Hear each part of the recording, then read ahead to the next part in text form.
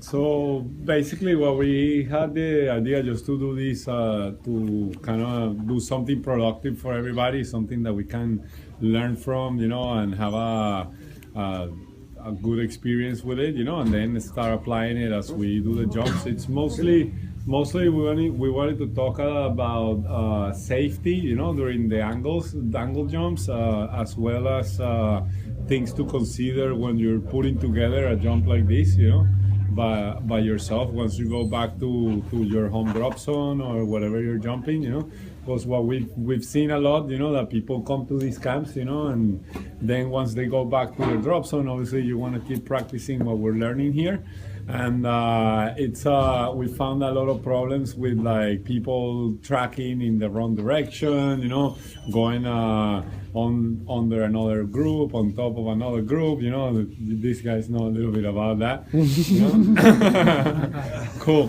No, but I mean, like, just like nothing wrong with it. Of course, like it's not good at all, and it's something we have to definitely like avoid under any circumstance. And we have to be like really conscious about this type of jumps, because it's very easy to go the wrong way and either put yourself in a place where you have nowhere to land, or put yourself like even worse, against another group and create collisions and stuff like that. So it's something really, really important to keep in mind, and especially for leaders, to really be conscious of the job that you're doing. We're not like joking up there necessarily. We're all having fun, but as a leader, you have a huge responsibility to make to make the right decisions and lead the group to the correct direction and the correct area in order to avoid accidents. So it's a really big responsibility to decide to lead one of these jumps. Not that you cannot do it, but we're going to talk a little bit now about what things to keep in mind, how to organize them and everything, So when we decide on the pattern that we're going to fly, we usually want to try to be super strict and precise with that pattern, in order for the group to see that you're actually going where you told them you were going to go, okay? So that's going to already make a little bit of a better like idea for everybody, and be able to know like, okay, this guy is going the right way or he's not going the right way, or anything like that, that we can avoid, maybe that somebody can recognize and give some signals to the leader, so he knows that he's not going the correct way. So with this, when we talk about being strict with the patterns and everything, we need to look at a lot of things in the jump, just like the winds from the bottom to the top. We need to look at what other groups are in the plane, if there's anybody else that's moving, what the jump run speed is in order to calculate separation, and knowing where to put your group in what order according to what's happening. So first, let's say, okay, well, you need to like communicate with the pilot to make sure that the jump run is doing is the one you're thinking, if it's straight or if it has a curve, or if it's like, or if it's turning, when it's gonna turn, how much is it gonna turn. Sometimes pilots even go around and do like a big 180, and keep dropping people. So in that case, if you track in the direction of the turn, you could be in problems. So also, like, we want to make this kind of like, if you have any questions or anything, like, just to make it a little bit interactive, as I speak, feel free to interrupt, ask a question, or any doubts that you may have too. I have a question. Yeah. When you're in a drop zone, any drop zone, especially like cars, Okay. how do they know what the wind speeds are at 10,000, 12,000? There's 8,000? usually forecasts for that we can find online.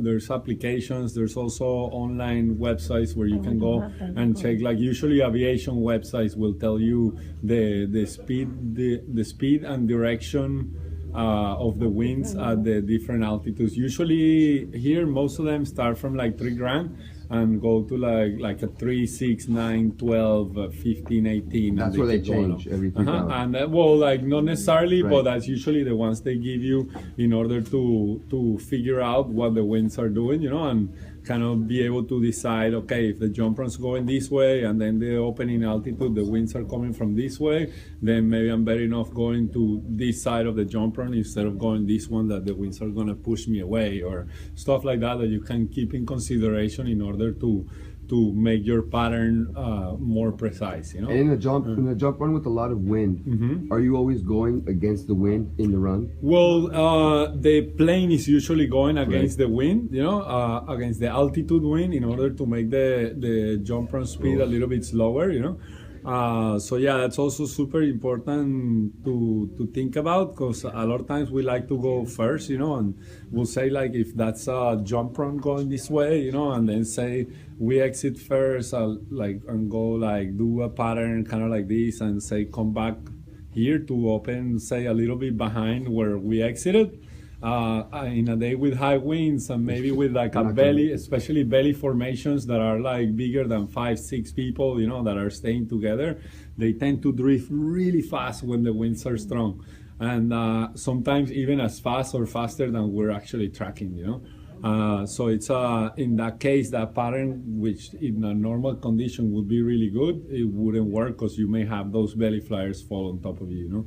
Those are things to consider. Usually a pattern that becomes like really easy to manage, you know, and to make sure you're far away, it would be to exit, you know, and depending, you choose obviously first, you choose what side of the jump run you're gonna go to, and like exiting on like a 45-degree angle until like you can go straight 45 under or away from the plane, you know, until like 9,000 or so, and then start like about a 90-degree turn, you know, and end up out here, you know. So then you have the jump run, you came 45, 90, end up all over this area, and then make it easy to come back, you know? But if you have high winds, the idea is you want the people to open up. Right, so then you could do like maybe even like exit, do slow 90, and then say you have really strong winds from here, and then you can do a 45 and go up, you know, over this way. You know, and then you have the winds that were going to help you come back. Then depending also on which direction they're coming from, or if there are other groups in the plane that are going to track, then you got to figure out with the leader of the other group, you know, making sure, okay, I'm going to go to this side, you're going to go to the other side, you know, or maybe say like you have a jump run and really strong winds like from over this side, which doesn't allow you very much to go this way. Or there's drop zones that maybe have restrictions into the areas you can fly, because they have gliders, for example, glider areas, you know. So say like they have gliders over here and we cannot track this way, and say we have to have 2 groups going this way, maybe like doing like one could go like 45 and 90, you know, kind of thing.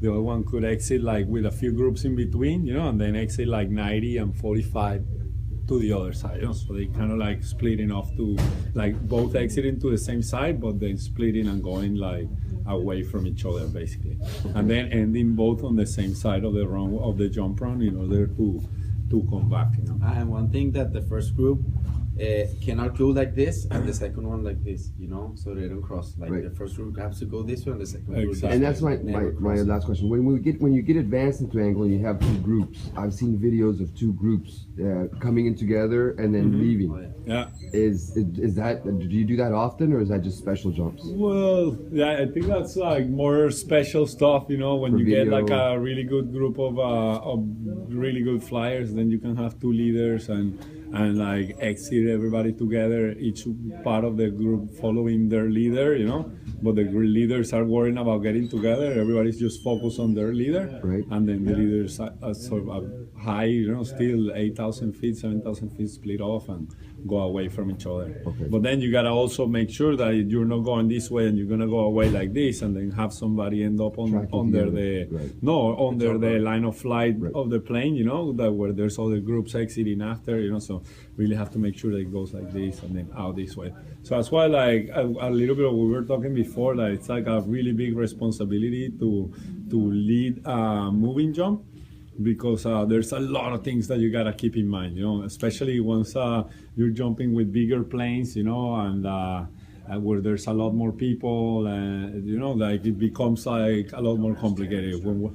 When we're jumping in like a little Cessna drop zone with a 206, where you have 5-6 people in the plane, maybe like you can get away with a lot more stuff than you can when you're jumping with bigger planes, a lot more people in the sky, you know, more groups and everything. The angle group always comes out first. No, not always. You know, I was just saying in case, because sometimes we do get out first. You know, but that would depend also on what groups do you have after and the wind conditions, for example. What like is we the were saying. what comes first? I mean, what are those situations? Who would come first before the angle? Well, like say like in a really windy day, you know, that the plane's flying into the wind on top and there's really strong winds coming in. That can create like really fast drift for bigger belly flying groups, you know. Then I would probably let belly flyers get out first because they're gonna drift down the wrong way and then they jump run, and then we can exit and go to one side, like we were saying, say like 45 and 90, you know, or 90 and 45 up the, you know, kind And of. tandems, do they come out first or last? Tandems usually always like last, Okay. yeah. Like usually, like even if you go after all the groups, Most often, the only thing that would go out after tandems is wingsuiters. wingsuiters, Okay. yeah. And that doesn't mean that Good they point. can't make mistakes either, but typically Exactly. we only have wingsuiters going behind tandems. Behind tandems. And then we have a lot of times, you know, especially like belly flying, like organizers and people that, or even belly flyers in general that are flying and are not used to see maybe trackers getting out before them, you know, or they've had at some point a situation where they had like where they had a close call with a tracking group that exited before them and ended up kind of underneath them, you know. A lot of times they get scared about that, but they don't think, okay, I want you guys to go after, but after I can also make a mistake and fall right on top of your head, which you're not gonna even see me, you know. When I'm under you, you're gonna be able to, not that it's good. Right. Both situations are extremely bad and should not happen, you know, but it doesn't guarantee anything to the belly flyers that if the trackers go after them, they're gonna be safe. You know? With low winds, Even like- usually it's angle first, right? Not usually, but if the leader knows well what he's doing, you know, and it's it's like a low wind day, you know, there's like maybe free flyers after, you know, I would definitely send them first. Usually you can mostly take like slower fall rates, vertical fall rates maybe can go before the faster ones. Kind of thing. It's mostly the decision of the leader, like Exactly. because we're moving. Like at this point, we should have like priority where we should exit the plane. Either we want first or last, because we're gonna move. You know, people are in the jump run and they're not moving, and they're safe. So like we decide like maybe it's in high winds. I would say I want to go last. Like Exactly. I would just Okay. prefer to go So last. it depends and on the make it back, leader, you know, you know, like, basically. You could Depends. make a safe pattern in any order, basically. Exactly. Like for example, I had like a good example that like now that we're talking about it, you know, like I had a situation about like 3 years ago, I think already. We had a jump run going straight, like say the drop zone was here, you know, plane was going over here because the winds were strong from this way. You know, we exited. I exited first with a student, free fly student, really good flyer already, you know. So we're like going basically straight down, and then there were two other groups after us of free flyers. And then there was a student, a guy that had just finished AFF and then some tandems. And the guy that had just finished AFF, he decided to go work on his track. And as the plane was going this way, I exit another group. Then this dude, he decided to do a track. And when he saw the airport here, he was like, okay, I'll track to the airport. But he didn't even thought that there was other groups before, you know. And by the time I opened, he exited 3 groups after me.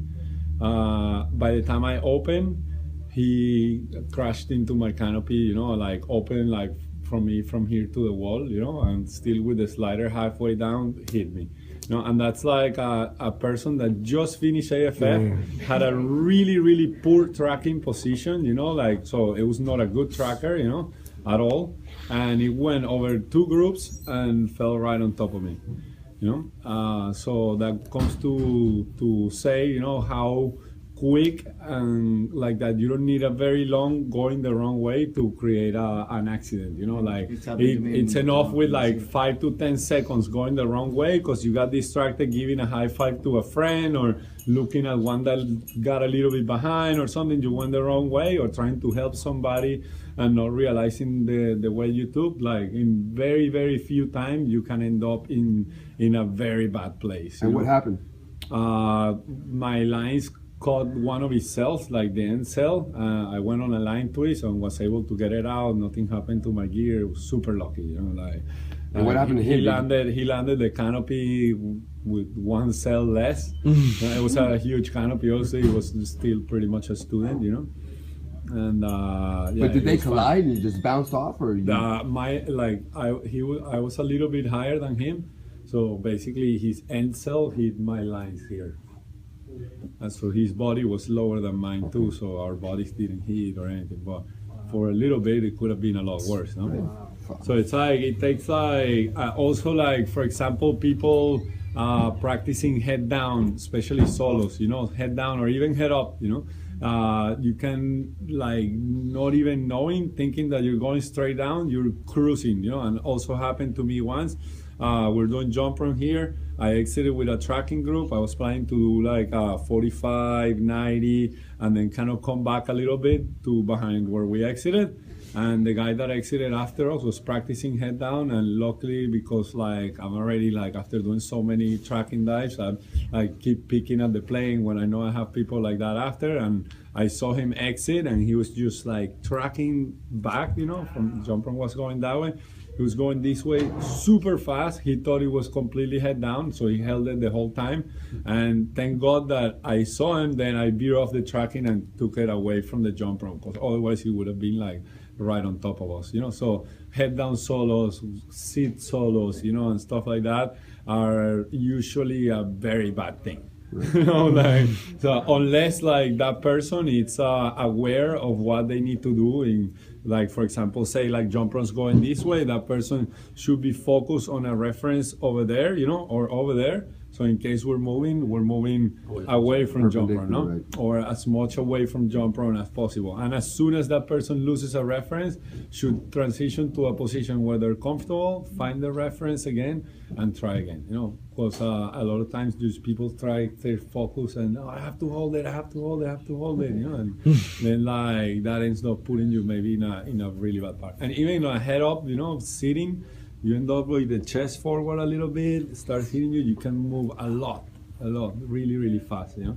So it's like a lot of things that we really gotta keep in mind. Anything that involves movement, either on purpose or by mistake, you know, it should always be paying a lot of attention to what the jump run's doing and other groups and all this stuff, you know, for sure. So into how going, like any other questions for sure, we can keep going like this too. I'm just trying to talk as you guys come up with more Or questions. something the winds. You know? If you don't have a station that know the upper winds, the pilot can take it on the first fly. right? Usually they have the equipment they can No, take it's just, it on the he first just one. calculated fly speed and the ground speed, Okay. and Yeah, make of the course. winds. Okay. Cool. So usually, yeah, the pilot can also be aware of it and be like letting either the manifest know, or you as a leader of a tracking can go to the pilot, hey man, tell me what the winds are doing, what's the jump run going, are you turning, are you going straight, are you know, all these questions, you know, that can be a lot really useful to organize it. Are there like certain patterns that you already have written down, like in relative work, that are the patterns that we should go?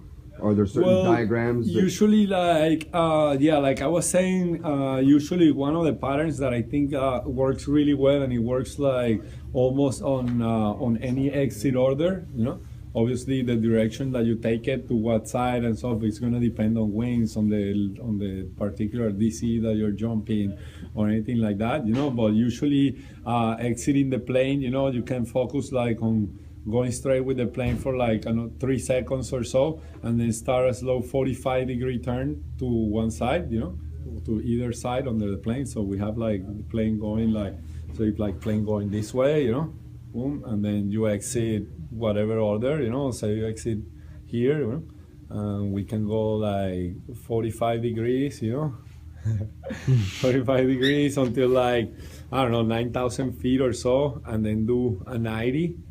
Usually towards like if the jump run's going this way to the other side, you know, and then we can like go out here and then just separate here, you know, and then come back to the jump run, you know. Then Can you also use the geography of a drop zone to do the jump run? We have a beautiful river, so Yeah. we can follow the river. yeah, you can stuff definitely like do that. You know, as long as the jump run is not going along the river too. You know, Okay. then, like, then you can The definitely. pattern is always situational. Every time Exactly. you're gonna do something, you need to put all the factors of that day and work it out. Look at it from Exactly. above, Okay. draw the line, see where you're gonna go, use references just like you're doing. Because remember, Adapt to the Exactly. winds and the groups and the jump. You know? Mhm. It's really important that you know the maps, the outs, everything before doing a jump. Like not just knowing the jump run and where is it going, but knowing, like getting a reference. That river is north. That house right there. That baseball field is east. Exactly. So I should go that way. Like you should know, like Know geography, the By memory, geography, your by drop how for sure. everything Yeah. For looks. sure. Otherwise, it becomes really difficult to know Dangerous. where to go. You know, Like and then some- also you gotta keep in mind that sometimes like the landing area is here, and the in perfect wind conditions like this, the jumper will go right over the top. But then if you have a little bit of winds coming this way, and they still need to go that way, then they'll offset the jumper on this way. So then you gotta also keep that into consideration usually when you make that plan. Like for example, like you take a head down exit and it spins, you know. So when you do a jump that after the round, you take it to a track, you know. So you cannot just like let go the grips and go because probably you go into the wrong direction, you know. So I've been in jumps that I'm like, we let go the grips and I'm like, wait, like first time jumping in a drop zone, I'm like, wait, like I don't know where I am, but I won't move until I really know where I'm gonna go, you know. And then it's Okay. like, okay, this way, and then we go, you know. You cannot just like start moving. Okay. Yeah, it's really, really important. Because so we were like we were saying before, like in like a really, really, really short time, you can put yourself in a really, really, really wrong place. You know, to be for sure. So yeah, like usually that, like we're saying, like going back to what you asked about the patterns, set patterns and stuff, usually 45-90 works out pretty well. So like we're saying, like say we exit here with the plane going this way, we did about 45 and then a 90 and then split off here, you know. Then like we can come back towards the jump run this way. But there's one thing we gotta keep in mind, that anytime we go towards the sides of the jump run, you know, say like if there was a few groups that exit earlier, you know, we exited here and we did our 45-90, then when we split off, we want to make sure that first, as soon as we open, we're not moving towards the jump run right away, you know, because there may be some of those groups that's still in free fall that maybe we went a little bit faster than them, especially when we do the pattern like exiting, like say again, the jump run going this way, and we do the 90 and 45 towards the top of the jump run, you know. We gotta really keep in mind that breakoffs, you know, and everything, like people doesn't track towards the jump run, first of all, and second, that as soon as we open, first of all, we fly parallel to jump run with our canopies, you know, until we see the groups that are on the jump run open, and then we start moving in. All right, so that's also another thing to keep in mind when we're going towards the sides, you know, that especially towards the sides and up the jump run, you know. That's something that we really gotta keep in mind, because it's very easy for it to start flying this way, you know, and then have another group open right on top of you. And you actually flew your tracking dive in the correct direction, just that somebody on breakoff was not aware enough towards where they needed to fly. You know? Okay. So that's something, again, like also really important about tracking dives. You know? As a leader, does the angle of the angle fly have any effect on the security, on the safety? Yes, absolutely. Like I think like, and that's something that becomes like really important lately, because people get into going fast, and a lot of times people confuse going fast with going steep, you know. And to go fast, we don't necessarily need to go really steep. So when we're flying with groups that we either don't know very well, or that are not a very high skill level group, you know, then we should always aim towards the flatter angles, you know, because why? Because when we're going really fast, then we can get people corking out of positions, and if we have somebody of level, it could be really bad, you know. So it could be really, really hard crash. So it's very important that as we don't have the people, like as the people progress and they're able to stay with you and they're close, then yeah, we can start playing with going a little bit steeper, see if people stay close. If they don't, then we go a little flatter again. Always trying for the leader, those changes need to be very precise and very smooth. You know, you cannot be going steep and all of a sudden boom, go flat, you know, or do a quick change. You know, as a leader, you want to be predictable. You know, you want to make a pattern and a way of flying that's going to allow everybody to realize what you're doing. You know, like if you're going to accelerate, you need to be very progressive. Everything's super progressive and super small, you know. You're going to turn, it's got to start very slowly and then slowly getting faster in the turn, you know, or you're going to change the angle very slowly as well. And especially like going back to what you say about the angle, especially I would say exits and breakoffs need to be very towards the flat, you know. You can start experimenting with a little bit steeper angles, you know, as we go through the middle of the jump, but especially the exit and the breakoff. The flatter we start making them, the safer we're gonna make that separation for everybody. We're gonna avoid, there's not gonna be people popping out, but like you said, everybody starts separating slowly, you know, and so that's something really, really important to keep in mind. And people, a lot of times they just wanna like show off by being the leader and oh, look how fast I go, I leave everybody behind and go really steep, and then you have a bunch of people that are not prepared to go that steep, trying to go that steep, and that could create a really bad crash, and that would be pretty much the fault of the leader, you know, when something like that would happen, you know. Because it's that again, besides the directions and everything, is the responsibility of the leader to really make sure that you're gonna design a jump made for the lowest skill level person in the group. We never make a jump for the person that's the strongest flyer. We make the jump focus for the weakest flyer of the group, you know. So you should always make a jump where that person with the least experience has a chance to keep up, you know. That's super important, guys. Super Why important. it's important not to go steep on the exit, but I mean the separation, Yeah. it's more obvious. But why at the exit?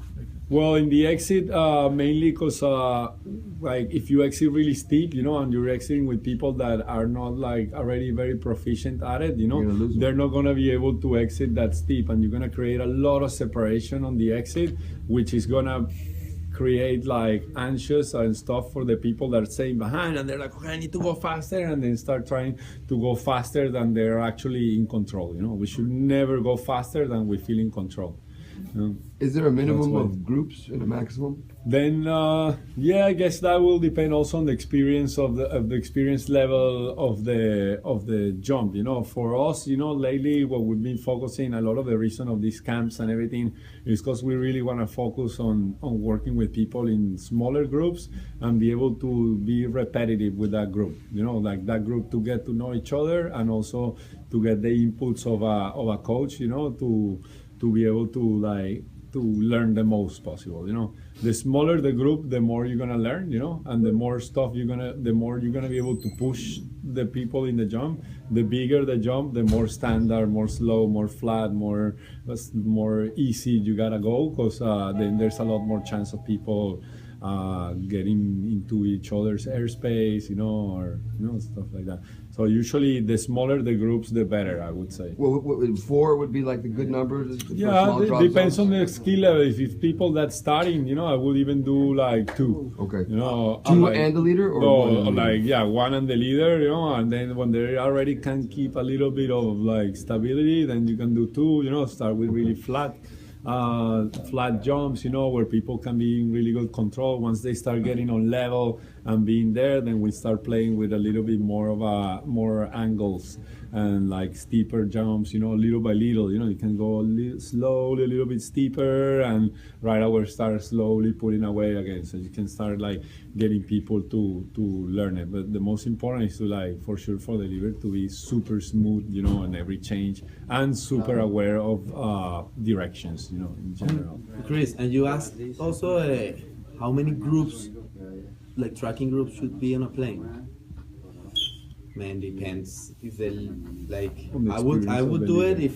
if it's with Luis, Manny, Claudio, the 4 of us, and the jump run, the drop zone conditions are favorable for it, but I would not. Usually would say One like group per one plane? group per plane, or two if the leaders are very experienced. If the leaders are very experienced, two groups, you know.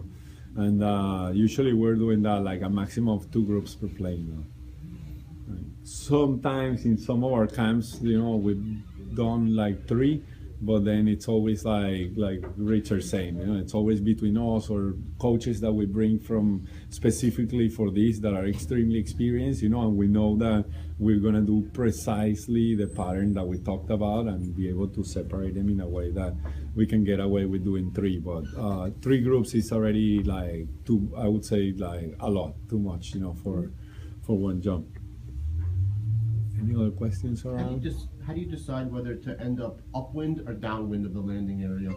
Well, depends on the wind conditions, you know, if you're gonna be able to come back to it, you know, after, and always like if you're gonna be able to come back to it and not get in the way of other groups as well. Exactly. And knowing the people that are jumping with you that have maybe bigger canopies, you know, that you have to think of the people just Exactly, jumping with. thinking exactly.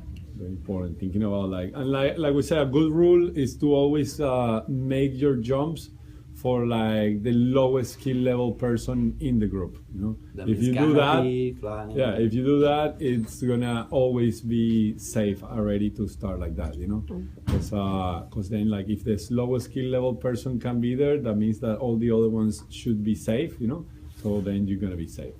If you start pushing the strongest people in the group, then you're gonna have people left behind, you know, that are gonna be doing stuff that maybe they shouldn't be doing, just to, cause like a lot of times, you know, we get a lot of pressure in ourselves to be able to make it to the leader, you know, and be with it, and that like creates a lot of other problems like tunnel vision, for example, on the leader, and forgetting about all the other people that are around, you know. Creates problems of trying to go faster than we usually are used to, you know, or in control. And those are things that like we want to always for sure avoid, because that can put us out of control and therefore create accidents and stuff. You know? Like it's like following like that the leader, you know, focus on the leader, trying to go really fast to it. You know, it'd be the equivalent of like going on I-95, you know, and following another car in front of you and just see the car, nothing else. You know, it will be basically the same. I try to use that analogy a lot, you know, and tell people like fly like if you were driving in a highway following the car of a friend of yours that's in front. Like you'd see the car of your friend, but you also see everything else that's going around you, you know. And we're like, even without turning our head, with our peripherals, we're kind of like seeing, you know, like, okay, there's a car here, a car there. Okay, if I'm gonna change lanes, I look, okay, there's nobody, now I change lanes, you know, and stuff like that. Same thing here, you know, when we're flying, following somebody, if I'm gonna move over here, I need to look before, don't just go, you know, or when break off comes, I cannot break off and keep my eyes on the leader, for example, and just keep looking at the leader as I go away. No, I need to like, once I'm ready to take off, I look, check, and then I go looking towards where I'm going all the time. And that's another mistake that we make a lot, you know, by like not even realizing it, you know. Very important, you know.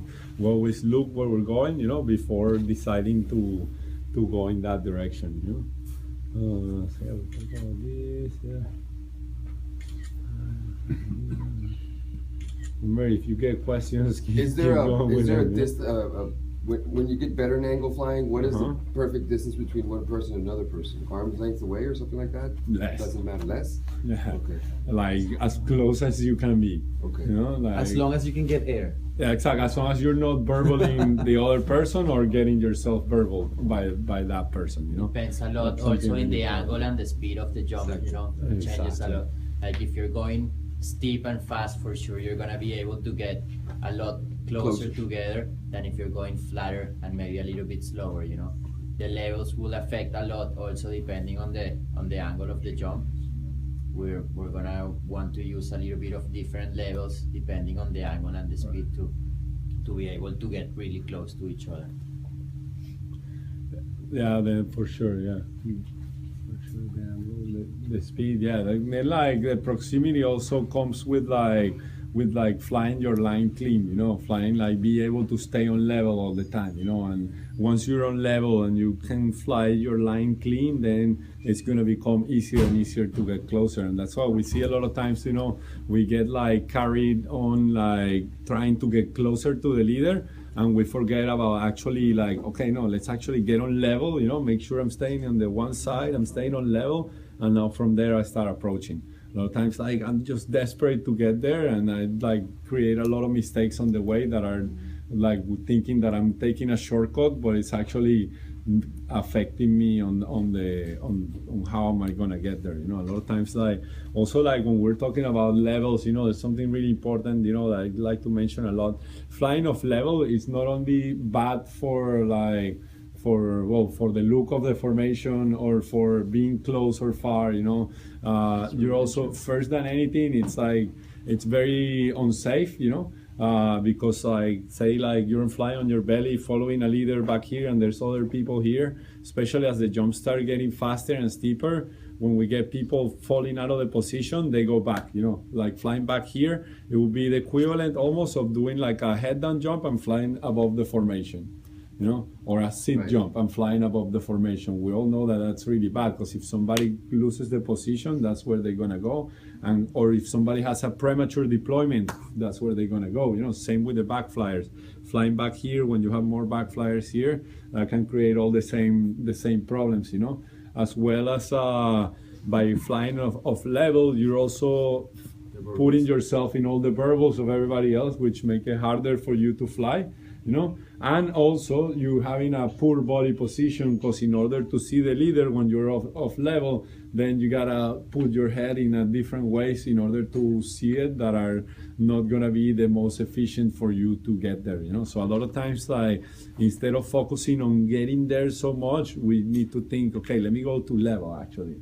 Even if I'm not close, I tell a lot of people like say, if this is me, I'd rather see somebody over here on their belly than seeing them here.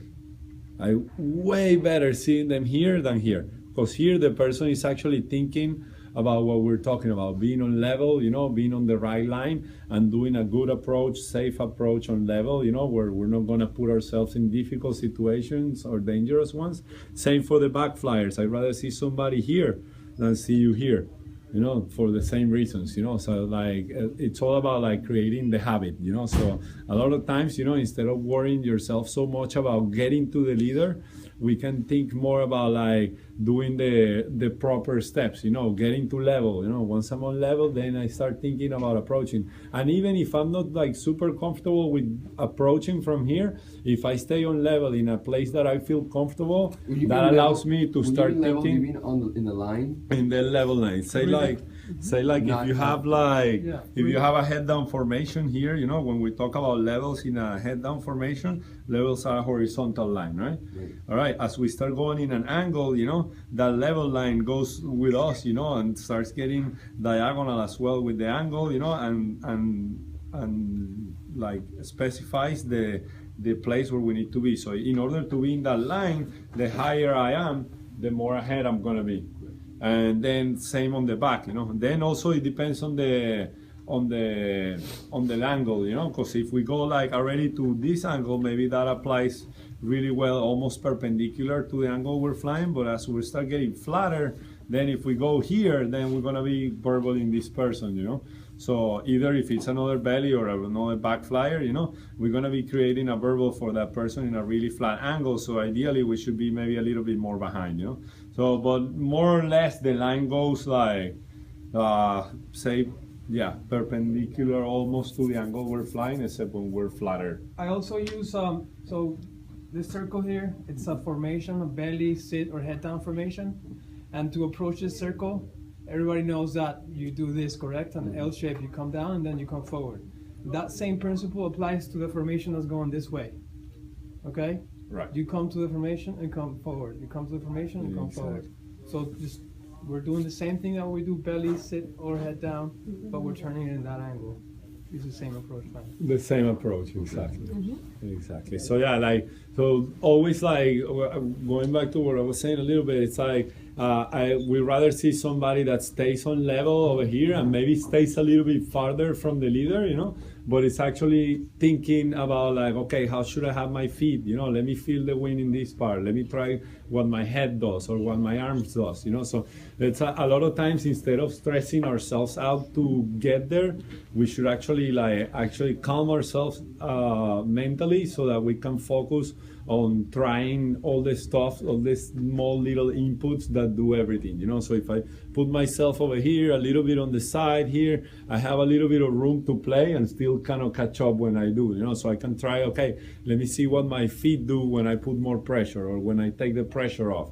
Very small, you know, and feel what happened. Okay, let me see what happened now if I put my arms back, or my arms flatter, or now with my head, or all the surface controls that we talk about when we're breathing and everything, you know, and do little tests of it, you know, just like you do with, like, if you're gonna ride a bike for the first time or drive a car for the first time, you don't go like get on it and floor it, you know, go as fast as it goes, you know. You first kind of see, okay, does it brake well, you know, how does it brake, how does it turn, you know, response on the turns, and then you start giving speed, you know. So kind of doing like a little bit the same thing, you know, like a test drive to your body, you know, just to start figuring it out, like what things do what, instead of like rushing yourself in your head, I have to get there, you know. No, just go level, chill, try things that we talk about, and make a, obviously, like before that, you know, obviously in the plane and everything, make a plan for yourself. Okay, once I get there, first I'm gonna try my arms, you know, then I'm gonna try my head,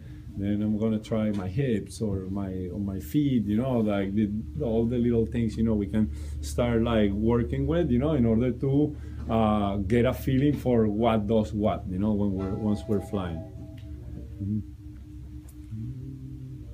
And what you were asking about levels, also, like the idea about levels is flying the cleanest air you can get, like closer to someone, you know. So if you're right here on top of someone, you're getting clean air. If you're right here, you start getting burbling in your feet.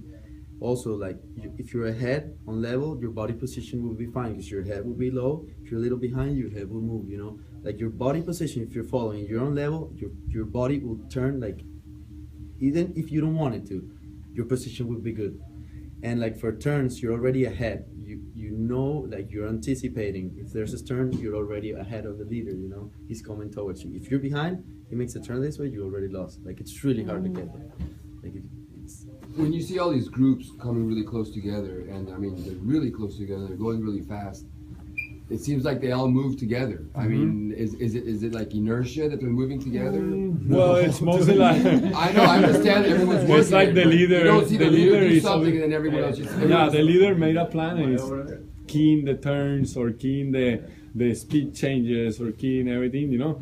And also, like, as you get more experience, you know, and you can fly cleaner, you understand your body better, that we can start being closer. Then also the movements become smaller, you know, because if you're really close here, you know, and I do a turn like this, for you was a little turn. But if you're here, when I do this little turn, you have to go all the way here to be in the same line, you know. So the closer we are, the easier it becomes.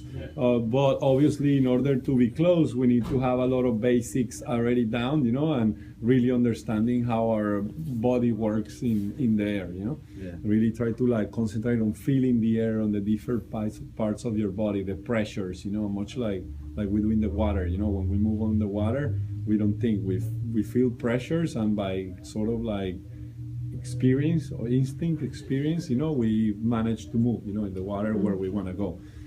So basically that's the same you end up creating in the air, but because of the shorter times of being in the fluid, you know, then it takes a lot longer for you to be able to process these things, you know. But more or less, like, we want to learn to fly by feeling pressures, you know, and just by feeling more than like thinking, okay, now I need to move my hands this way. Or we always talk about these things, you know, just to create the awareness and knowing what you need to use for it. But then it's important that you think about the feeling of it when you're trying it, you know, more than just thinking like a robot, you know, or something like that. It's really good to maintain, like, set yourself a visual contact and try to maintain it throughout the whole jump. That's how you like fly always next to each other. Like, I'm next to Luis, I want to see him like that for a minute, especially how he is right now, you know, because I have someone next to me doing the same thing. If I move away, I'm going to hit him. You know, sometimes flying really close together, you have someone behind you. You cannot move an inch forward or backwards because you're flying at the limit, you know. And So do it's you- like do really you- small adjustments.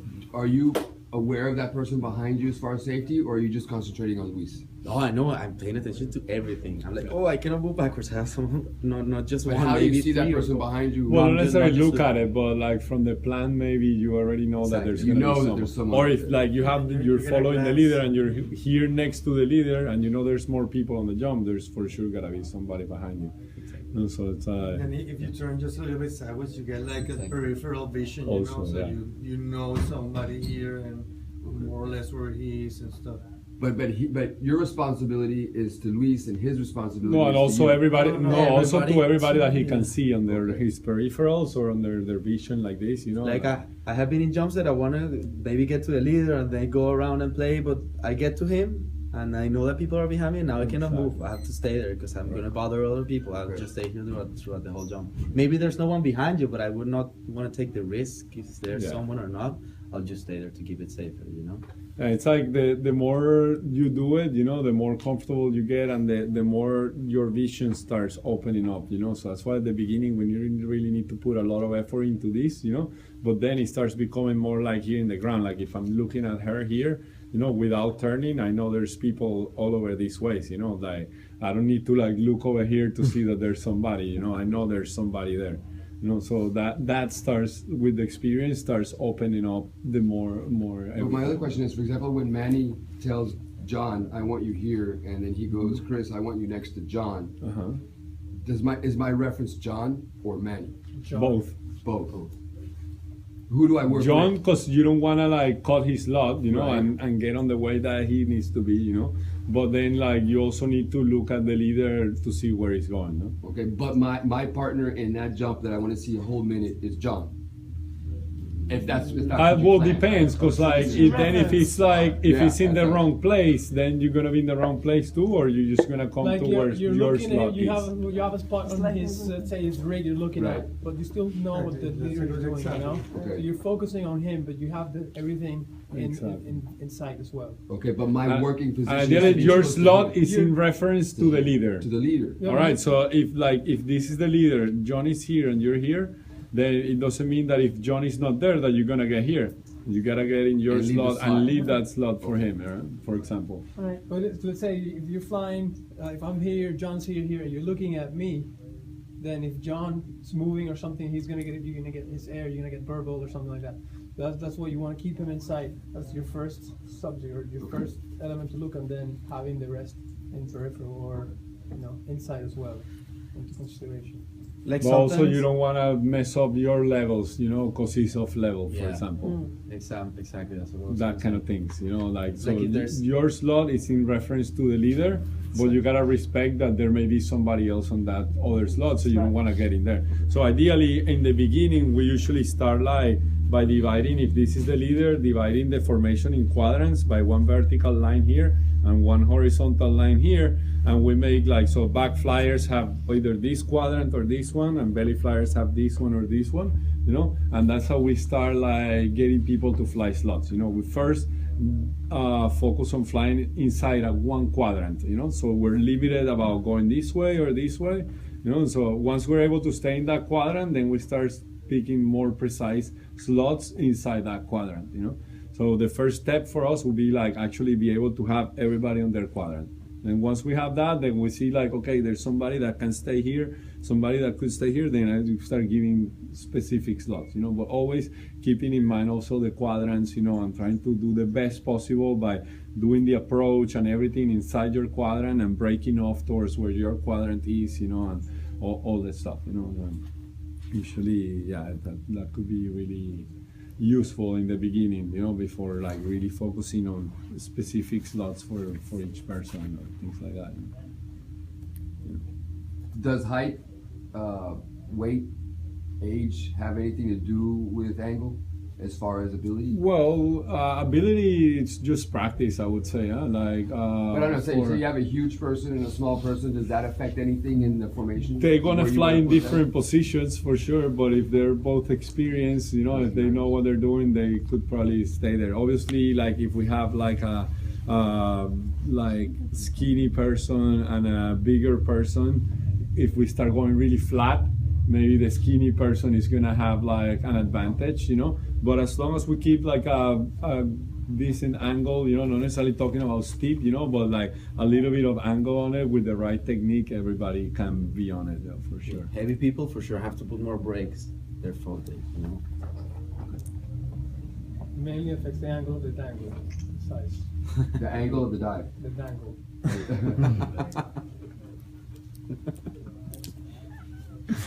Cool. Then like I don't know, I wanted like just to go through this like just a couple other things like safety wise regarding the approach, you know, that may sound like really like common sense, but sometimes they're not so common, you know. Obviously, like we've been talking about, always very slow and controlled approaches, you know, making sure we're aware of the traffic, not only the leader, you know. We had an incident in Sebastian about also like 3 years ago in a tracking, there was a huge tracking dive going, you know, like pretty much the whole order, you know.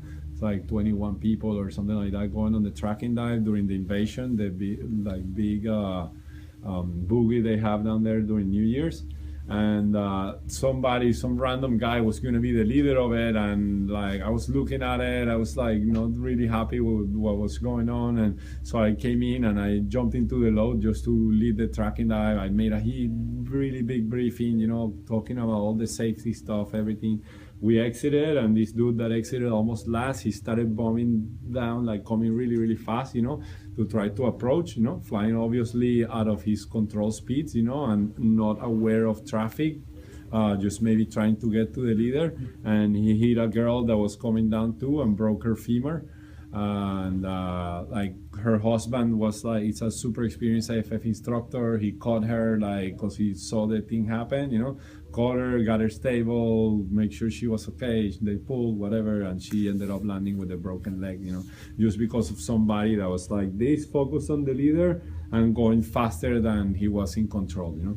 And like this, there's like, I could go on to accidents that been happening over the last 3 years or so, in mostly in angle jumps, you know, and moving jumps in general, you know. I could go non-stop, accidents after accidents after accidents that been happening because of it. So it's like something like really fun, but it's also really dangerous. So we need to like put all the awareness and all the preparation necessary in order to do these jumps safely, you know. And that's also like one of our main goals at doing these camps, is to kind of try to communicate this to everybody and spread out a little bit the knowledge and the things that we need to be aware during these kind of jumps. What are the 3 most common accidents that happen then? Well, Collisions. Yeah, collisions, yeah. Because That's of the that? main problem. Collisions with the canopy open or in the air? No, during the tracking dive, during the angle jump. Either someone popping up or either someone approaching. Coming down too fast. You know, in Chile, Nico Lesser got knocked out a couple years ago by a tracker as well. You know, unconscious, you know, until Cypress fire. What are the safety? Do you oblige having 2 leaders or 2? Well, yeah, that's important, but that's not gonna save you from somebody that's coming full speed and is gonna take someone out. You know, like the most of all, it's like a lot of what we've been talking about, like a lot of awareness, you know, general awareness with everybody around you, you know, and flying in control, you know, not going faster than you're in control, or faster than it's gonna allow you to have your eyes well open and aware of traffic, you know. Like once we find ourselves too focused in the center, then that could be a problem. Yeah. So can you talk about what, I mean, say you're on a jump and something like that, you know, something does happen, say it's, you know, eight, whatever, however many people, what should the rest of everybody else do? You know, say somebody gets, you kind of see out of your periphery, somebody got hit, that's kind of getting taken care of, maybe it's a different quadrant than say you're supposed to be in. What do you kind of, well, if the leader is not involved in it and he carries on, he keeps going, you know, then the best thing is just to keep following, you know, just not to create panic, you know. So that would probably be the best alternative, would be that would be to carry on with the dive. Say if the leader is involved in the collision, or he has to do something like it happened 2 years ago in Australia, that the leader had to go, or last year I think actually, leader had to go grab the person that was knocked out unconscious, then like the best thing to do would be like the leader's probably gonna give a signal, like this is done, a wave off or something. And also, to try, first of all, I would say, to try to carry on the speed, not do any either speed or angle or direction changes drastically, just do very slowly, start separating, and find separation, like if it was break off, basically. And it's also really important that everyone knows where the jump run is gonna go, and what was the plan of the jump, so that way it happens, at least you know where to in the continue right to fly. And not that whole formation getting in the jump run because all people are desperate and tandems and people are just opening. And then like when it's regarding like small bumps, and stuff like that it's not like somebody unconscious or anything. The most important thing is to continue to fly. Like sometimes people ball up, because they get scared or something. That's probably the worst you can do, because you're gonna pick up more speed for the hit that you're gonna get. So ideally, like if we get bumped or hit or anything, we wanna try to continue to fly as quick and continue to like the trajectory and speed and everything that we had before. And try to kind of get back together again. Also perhaps obvious, no? But keep the altitude opening, no? The opening altitude, keep it the same, yeah. Do like kind of try to follow the direction that you had and do some good separation, making sure you're not tracking towards the jump run or something like that. Always going away and create some separation. Also, if by any chance you get hit or you're behind in the jump, like really far away, you should consider that while you're following, people are doing the break off. So you can consider opening a little higher. Yeah, if you're left behind or something like that, then you could consider breaking off a little bit higher. Always keeping your eyes on the group. Very important. Like it hasn't happened in a while. But I've heard comments like, well, like I got left behind, so I decided to go on a sit and practice my sit. Something like that. That's for sure like a really bad idea. Like if you get left behind, you keep your eyes on the group and try your best to keep following the group, and then maybe if you're behind, maybe you try like do a little bit of an earlier break off, because maybe especially if you're higher, like Richard's saying, the group's gonna get to the break off altitude before you, so you could plan for a little bit earlier break off, start moving away slowly, watching the group a little bit as you move away, to make sure that maybe the group's not turning and coming back towards where you decided to track to, or something like that. So definitely keeping that in mind is important, A veces belly flyers que se van bajo y no tienen confianza volando de espalda también pueden ser un problema para el grupo Yeah, like he's mentioning like maybe a belly flyer that goes low, for example. It happens too with back flyers when they're starting that maybe float too much. Ideally, like if you can fly the other position, the ideal thing would be to maybe flip over, to the other position in order to keep following. If not, say like you're a belly flyer, you have no clue how to back fly, and you fall low. The best thing is first to make sure that you're staying on the side, that you're not going under the group. So you can keep like with your head on the side, kind of looking up at the group over there, even if you're on the side here. And then start trying to slowly go flatter, and staying like away from the group. You see if the group is turning, then really get away, not get under it. That will be the most important thing for sure. And usually if the leader is aware enough, he's gonna try to do something like very gentle to help that person, or something like that, Otherwise, that person needs to really make sure that they're getting out of the way of the rest of the people. Does the leader ever help the group, or is the leader always trying for the group to come? It's a delicate question, that one, I think, though, because like if ideally, like what I would say is like the leader always keeps going with the plan no matter what, just to make sure that you're not going to end up going in the wrong direction to help somebody, or like maybe doing a drastic change, that left the other group confused, while you try to help somebody else. So I would say to carry on with it, but if the leader is experienced enough, in order to make extremely smooth changes to the flight that could help that other person, then it could be really good. But then you need I would say a very, very highly experienced leader in order to be able to do something like that without easier for everybody that's following, you know. Those are like definitely really, really important. Then one other thing that sounds like really common, you know, or common sense that's not so much either, you know, it's like saying that never fly opposite to the direction that the formation's flying in. And that doesn't only go about like if you got too far in the front and decided to come back, which I've seen that, you know, obviously clearly a super bad idea, you know, because you're creating two really fast speeds coming against each other that could create like deadly crashes, you know. But also goes into like, say you are on the side a little bit flying here and the whole formation is here and you're trying to approach the formation, right? Say this distance is really far, you're trying to approach here, but then now the leader gives a key that he's gonna start turning this way. So no matter how far you are this way, that you think that you actually need to go this way to catch up, like this is going to create a lot of speed, and I actually can almost guarantee you that you're not going to be able to brake on time to stop crossing over or into or under the formation, right? So as soon as the leader or the formation is turning this way, doesn't matter how far you are this way, you are turning this way. Maybe a little bit less than the formation to let it catch up, but you are turning the same way that the direction. So it doesn't only go to opposite directions, like also by turning, you know, doing this kind of stuff.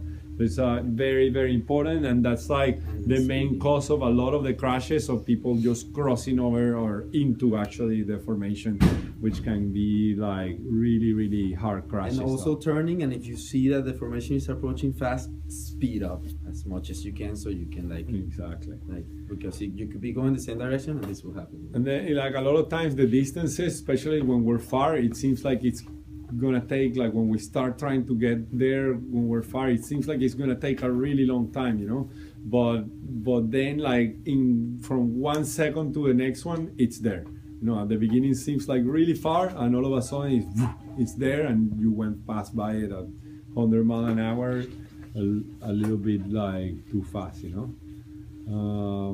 One other thing that we say a lot is like always approach the group thinking where, like aiming at where the group is gonna be by the time that it's gonna take you to get there. Make sense? You know, so always like we're never aiming at the group, we're aiming to where the group will be in the time that's gonna take me to do my approach. That's gonna guarantee that I'm gonna get there. Because if I aim at the group, by the time I get there, the group's not there anymore. So I'm always like putting myself behind, you know. So never aim at the group. If you're not super comfortable, never fly on top of other people. If you find yourself here and you're not super comfortable that you're gonna be able to hold it, maybe slide a little bit and be a little bit on the side in case something like this happens.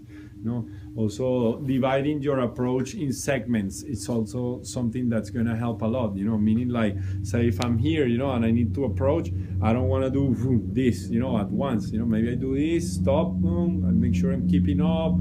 Do this, stop, make sure I'm keeping up, do this, and then do my last bit of the approach. The famous start, coast, stop. The what? They call it start, coast, and stop. Maybe, yeah, I don't know. That's more like an AFF term. Yeah. Yeah, It's that's like a coach term. Okay. It's good to understand your range, you know, So, yeah. what it takes for you to break or what it takes for you to Exactly, and that's also gonna give you that advantage. You You're do gonna start on levels. there. You don't just do it right away. Yeah, you don't do one approach. You divide it in segments, and then you can start like doing, as you get more comfortable. Then you can start, instead of doing 4 segments, you do 3, and then maybe you do 2, and then you try to do 1. You know, but always like very slowly with that. You know.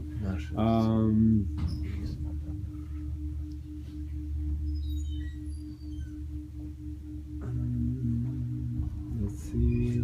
Any more questions? Aquí estoy. Aquí estoy. No, you're not.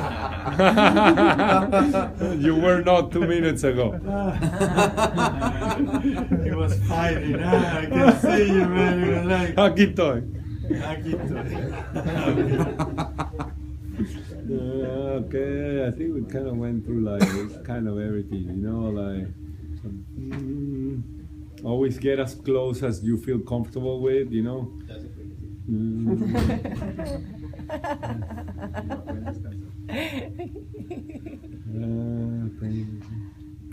Also, a simple thing like try to organize and get in the plane as the same way you're gonna build in the door.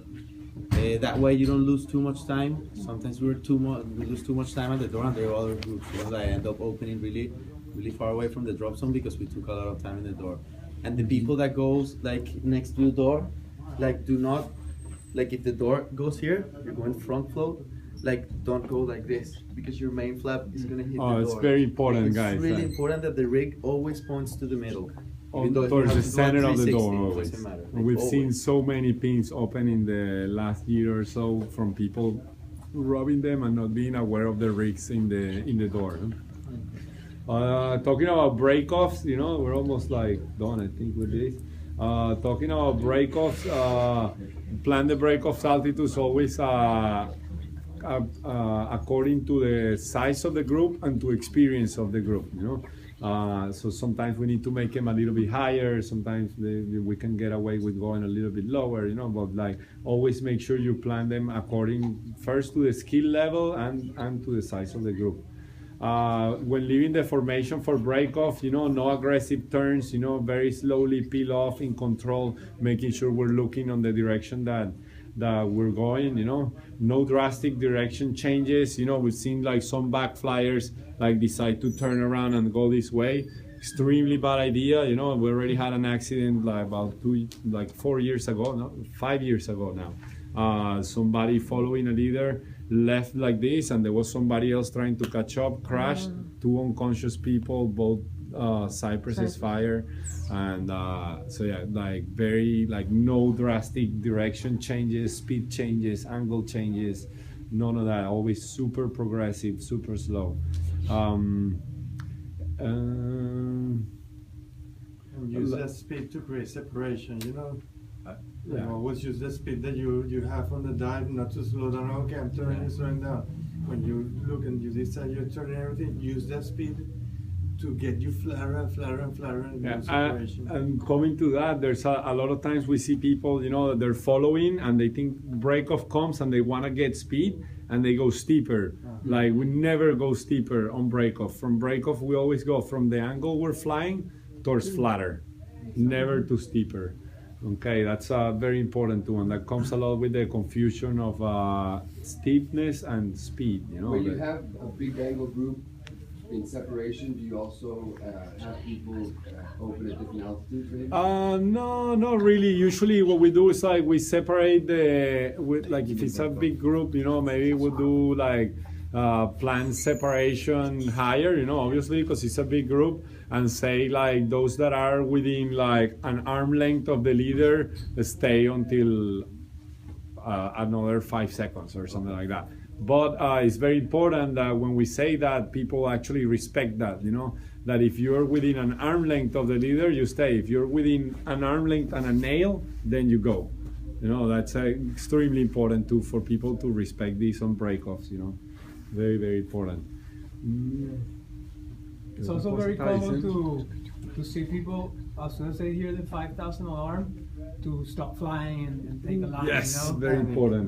They go from going really fast to stopping and seeing, you know, how they can get out slowly. From 5 to 3 is the time to fly harder than before. Like to really get the most horizontal separation. Yeah, no lazy tracking. You know, when breakoff comes, we start slowly, like always progressively accelerating, going flatter, and obviously looking towards whatever direction we're peeling off from the formation, you know. And it's also a go good thing, fast. Sorry, it's also a good thing to use every jump of your life should be practice for tracking at the end. Like at the end, you should be developing that muscle memory, you know? Take every jump that you can do to really fly as hard as you can from 5 to 3. Yes. Like yeah, it's gonna save your life. Break off should be literally. like for learning. I remember like always break off, I started flying really hard. And one thing that I've also been talking about a lot of what Manny's saying right now, that break-off comes and people kind of like slows down a little bit to look around. Also, another common thing is like for people to hear their alarm and like kind of like panic and leave, you know, like leave like really, really fast and not giving chance to look where they're going, not giving chance to anything. So if one thing that helps a lot, you know, that I apply a lot for my jumps is like if I'm gonna break at 5,000, then I put my leader at like 5.3, you know, and then I know I have like another 3 seconds or so that when my leader goes off and I'm following the leader here, I can look, okay, find my line and go. You know, so I don't have to panic when the leader goes off. You know, you do 200-300 feet above your separation altitude, and that's gonna, as long as you're conscious of it, it's gonna give you 2-3 seconds to look around before you have to panic and take off, and then maybe go on the same line as somebody else, you know, or like go in the wrong direction, or not look and take someone out, you know. And stuff like that, you know, as very you say, important. try to be flat in the end of the. Yeah, exactly. Slowly, like break off comes, and you start slowly going faster and flatter. Fourth alarm, like Yeah. I have 2 leaders and I put an alarm a little higher. I know it's coming, so I start taking it out. So by 5 grand, we're going fast flat. Been working out fine. Me pasó aquí en un grupo que siguió así hasta el final y pudiendo encontrarme lugar para abrir a 1800. Entonces. Exactly. That's why like we should always also respect the break off altitudes, you know, and a lot of times like, okay, we're gonna break off at 5.5, for example, and then everybody at the end, you know, like it's like, okay, I'm gonna stay a little bit longer, but then the other person thought the same, the other one thought the same, the other one thought the same, and then you get to 4-5 and you still have 5 people together with you, you know. So it's like something that we gotta be really conscious about and really being aware that it's like, even though this is super fun, you know, and we love doing it, it's not a game, you know. We really need to take it extremely serious because it's something like really extremely dangerous what we're doing in a way, you know. Like we're not like playing soccer that we're gonna fall and scrape our knee, you know, or something like that, you know. And so something like that. Yeah, also like try to be aware, especially now that we're jumping in small groups, like where is everyone on the break-off? Like you know that you're jumping with 4 people, make sure that you see the 4 people. If not, like there could be someone on top of you. Like if you're comfortable, like really, because it's before pitching, like if you're comfortable doing a barrel roll and looking up, do it. If not, just stay on your belly and look up, you know, like just with your head. That's another thing very important that like we hear so many people recommend, oh no, do a barrel roll before pulling, do a barrel roll before pulling. Like I like, for me, like particularly, I think like if you're not very proficient flying on your back, that you can turn on your back, continue the same exact line and the same speed, and then be able to be stable enough to check everything and then turn around again. I think it's better to just skip the barrel roll, because like usually one of those barrel rolls, we're not really gonna see anything, you know. Like if we see something, it was by coincidence, you know, that we see, you know. So it's much better. Like I would much rather like veer off, find my line, go really flat, really fast, and then start looking over this way, looking this way, maybe a little bit between my legs, you know. And then I can give a little break off like this, which still allow me to keep with speed going, you know. And then I do my big wave off and pull, you know. So it's something that's gonna work a lot better than doing a barrel roll that's gonna maybe put you going on a different direction, or maybe losing a lot of altitude, you know, and stuff like that. Obviously, if you're tracking away and you're tracking above somebody, you know, and you can see that you're clear, then maybe pull, you know, and then leave that space for that other person a little bit lower to be able to pull as well. Or in the case that you can pull, maybe start correcting the direction, not only by keeping looking at this person, but also looking towards where you're going in case there's somebody else there, you know. So very important. And the fastest way to progress when you're gonna pull coming from a track maybe would be putting your hands to the progress with exactly. I mean, very fast coming like this, separated. To break, you mean? Yeah, exactly. Yeah, I mean, like you can. Ideally, we're gonna make it really, really, really flat, you know. Then, like if we have the time, we can do like the tracking kind of break off, you know. And then when we got to the point that we're actually gonna pull, our big wave off with the hands out, and that's gonna help us like break a lot of the speed, you know. And that's why it's so important to always push towards the flat angles, you know, because if we're super flat, means that we have a lot slower vertical speed than we do if we were belly flying, which what means for the opening, that's gonna be a slower opening, you know, and softer opening as well, you know. So if we get to the point that we can control really well this, and we're really aware and conscious about feeling speeds and knowing that we're actually flat enough to make our vertical speeds low, you can even pull, like just barely do the wave off and pull right away. You don't need to really stop. The problem is like when we find ourselves tracking slightly steeper without knowing, you know, and then like you try to do one of those like break real quick and pull, and you still have a lot faster vertical speed than you would on a belly jump, you know, and that's gonna make a lot harder opening, faster and more uncomfortable for sure. And one more thing I wanted to mention now that we're at it here, that I think is really important. I started noticing it recently. You know, a lot of people, once they open, they're like grabbing the slider, you know, trying to collapse it, spend a minute doing, putting it back here. And in all that minute, they didn't even look at the traffic, you know? So this thing is something that we can learn to do by tact, you know? Like I can do my slider and not even look at it once, you know? I grab it, put it down, collapse it, put it back here, and I'm looking at where I'm going, you know? I'm looking to go first on the correct direction. Well, first not into somebody else's flight, you know?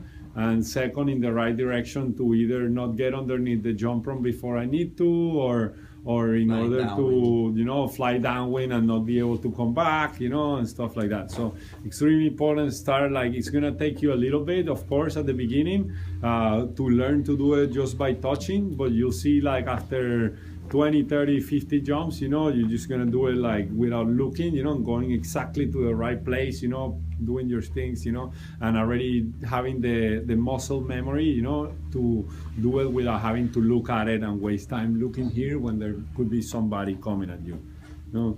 And you know, very very important, you know, as well, you know, that works in free fall as well as on your canopy and everything. Like never assume that you're all alone, you know. Never assume that you're the only one there, even if you think that you saw everybody go the other way, or you think you saw everybody underneath, you think whatever the situation is, never assume that you're alone, even if you think you're sure about it.